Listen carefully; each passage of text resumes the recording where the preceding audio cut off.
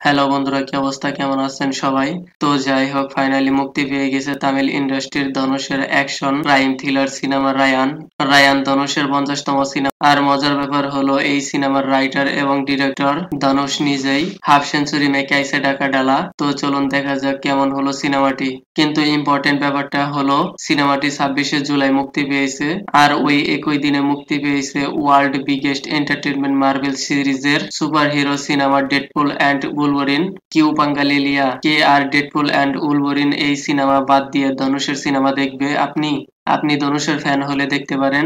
ধনুষের performance এমন একটা natural performer, প্রত্যেক সিনেমা থেকে আলাদা আলাদা লুকস যা সুপারহিট। এমন সাদাসিধা লুকসের পেছনে এমন ভয়ঙ্কর প্রতিশোধের আগুন আছে, আপনি না দেখে বুঝতে পারবেন না।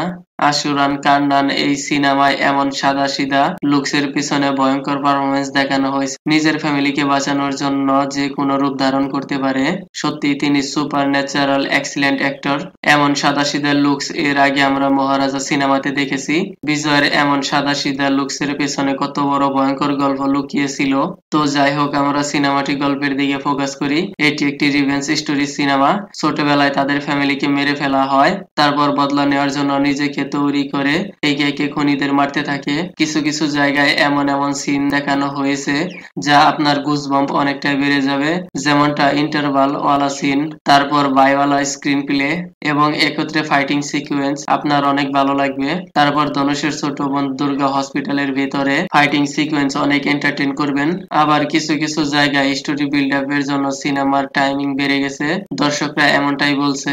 এই সিনেমার স্ক্রিন প্লে আরেকটু ভালো হতে পারত, কিন্তু এই সিনেমার সিনেমাটোগ্রাফি, অ্যাকশন, ফাইটিং সিন আমাদের দেশি ডেডপুলের কথা মনে করিয়ে দিবে। পিছনে রয়েছে জবরদস্ত আর রহমানের ব্যাকগ্রাউন্ড মিউজিক, যা সিনেমার হাইপ আরো বহুগুণ বাড়িয়ে দিবে। এর আগে আমরা কোথাও না কোথাও এমন রিভেঞ্জ স্টোরি, এক ফ্যামিলি, দুই এক গ্যাংস্টার গ্রুপ, সাথে পুলিশওয়ালা ইনভলভ, এমনটা আমরা অনেক সিনেমাতেই দেখেছি। সিনেমাটিতে আপনি নতুন কিছু দেখতে পাবেন না। আপনি যদি ধনুষের ফ্যান হয়ে থাকেন, এমন স্টোরি পছন্দ হয়, তাহলে আপনি এই সিনেমাটি দেখতে পারেন, আপনার ভালো লাগতে পারে। তবু এই সিনেমার casting, looking, fighting, presentation excellent. তো যাই হোক, কেমন হয়েছে সিনেমাটি কাইন্ডলি চ্যানেলটা সাবস্ক্রাইব করে দিবেন। ধন্যবাদ, দেখা হবে পরের ভিডিওতে।